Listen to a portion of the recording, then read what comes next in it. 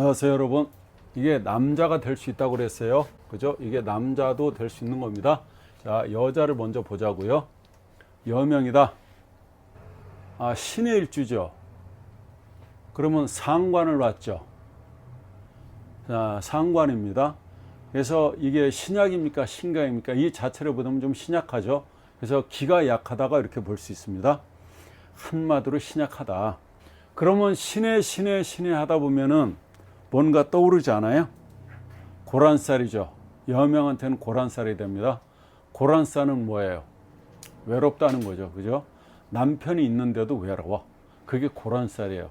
그럼 고란살에는 몇 개가 있죠. 그래서 5개가 됩니다. 신의, 갑인, 을사, 정사, 무신이 고란살이 됩니다. 이게 남명도요. 이게 고란살이 기운이 있어요. 물론 남명보다는 여자가 훨씬 더 고란살이 세게 작동됩니다.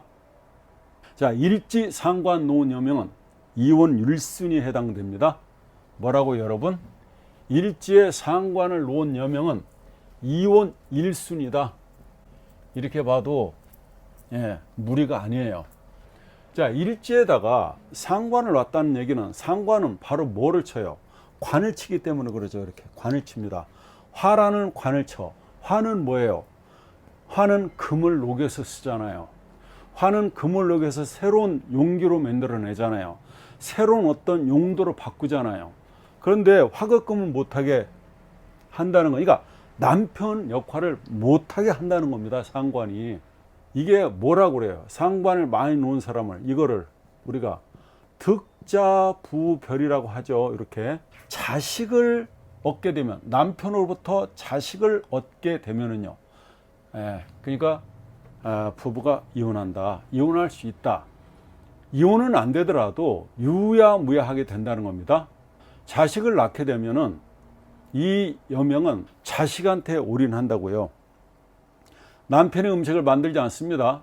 남편의 음식을 위주로 만들어서 자식을 먹이는 게 아니라 자식을 위주로 한 음식을 만들어서 남편이 얻어먹게 되는 그런 상황이 된다는 겁니다. 식상이 강한 여명이라는 거죠. 자, 결혼해서 자식 낳기 전까지는 남편을 치는 상관운이 죽어 있다가, 그죠? 결혼해서 자식을 낳기 전까지는 흉신이죠. 상관. 그죠? 이 상관이 어떻다고요? 이 상관이 죽어 있다가 자식을 낳게 되면 이 상관이 작동이 되는 거예요. 자식을 낳은 그때부터 상관의 흉신이 발동되면서 남편을 그때부터 치기 시작한다 이 말입니다. 그러니까 여자가 사주에 식상이 많으면 목에 칼이 들어도 할 말은 하고 삽니다. 그러니까 관이 하나도 안 무섭죠. 이게 많으면 이 수가 많으면 이 관이 하나도 무섭지 않잖아요. 화급금 하는데 이 불을 꺼버리니까. 그러니까 식상이 많은 여명은 남자나 남편을 존경해요? 아니죠. 반대로 무시하고 사는 겁니다. 그러므로 첫 자식 낳고 그러므로 자식을 낳으면 이렇게 식신상관이 많은데 자식을 또 낳으면 플러스 1명이 되겠죠. 또 하나 낳으면 플러스 1명 되잖아요. 그러면 상관이 가중되죠. 그럼 이 관은 어떻게 되겠어요? 불이 꺼진지 모르게 꺼지고 아픈지 모르게 아프고, 그죠? 사라진지 모르게 사라진다. 그래서 이 사람이 운이 좋으면 떠나가게 돼요. 자기 살라고 밖으로 나가는 거죠. 근데 이 사람이 운이 나쁘면 불이 꺼지죠.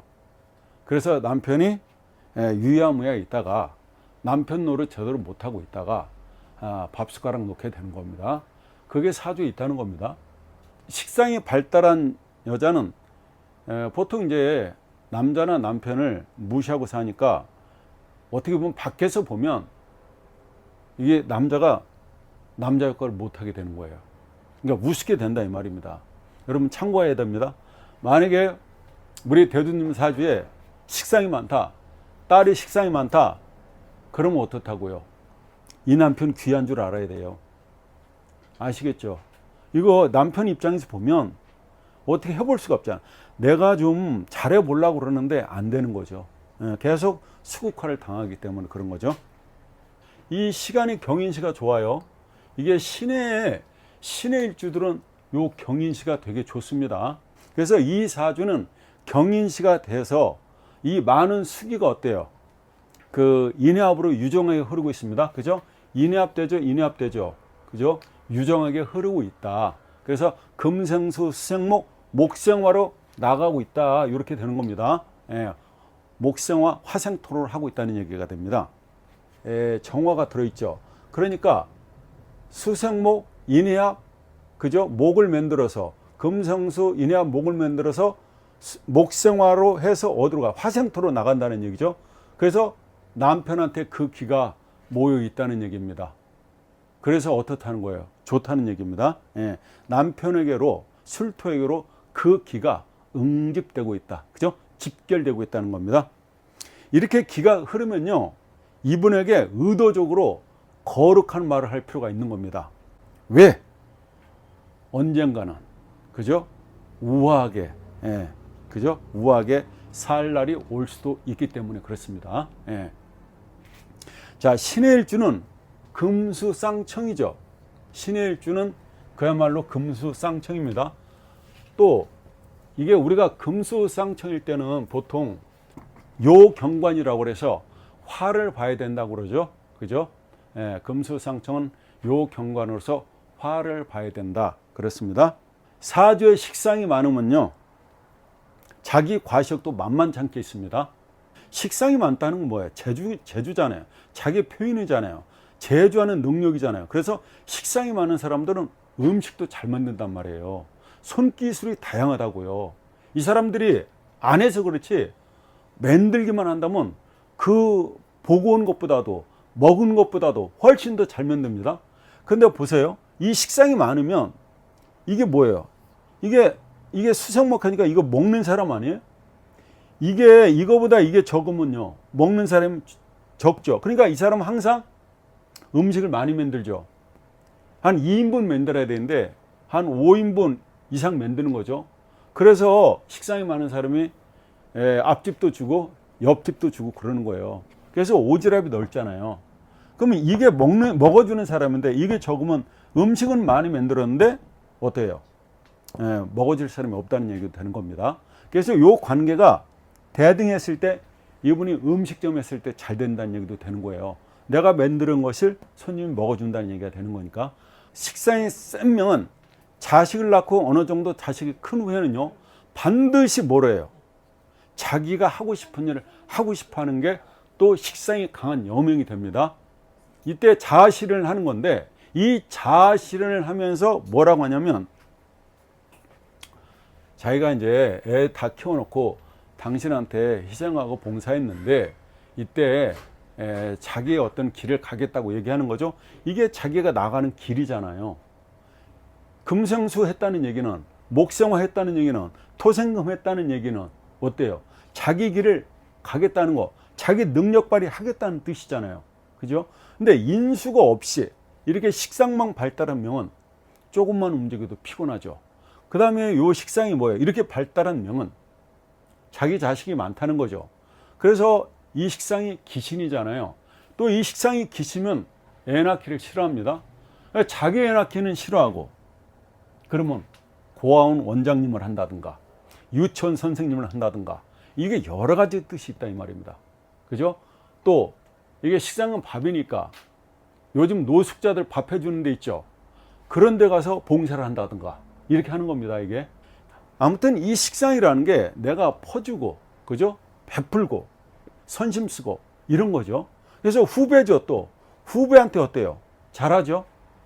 그죠? 후배한테 엄청, 그러니까 후배들은 형님 하는 거죠. 나를 도와주는 게 없을 때 내가 뽕 빨리죠. 그럼 이게 자식이면 이게 뭐예요? 그 유명한 원래 자왕이죠. 자왕 우리가 뭐라 그래요? 모세한다. 자왕 모세잖아요. 자식은 왕한데 엄마는 쇠하다는 거죠. 이걸 자왕 모세라고 하는 겁니다. 그래서 이런 경우에는 일을 줄여야죠. 이게 자기 일이니까. 근데 식상이 많은 여명은 어디 가나 일에 치이게 되는 겁니다. 왜? 자기 사주에 있지 않습니까? 일에 치인다.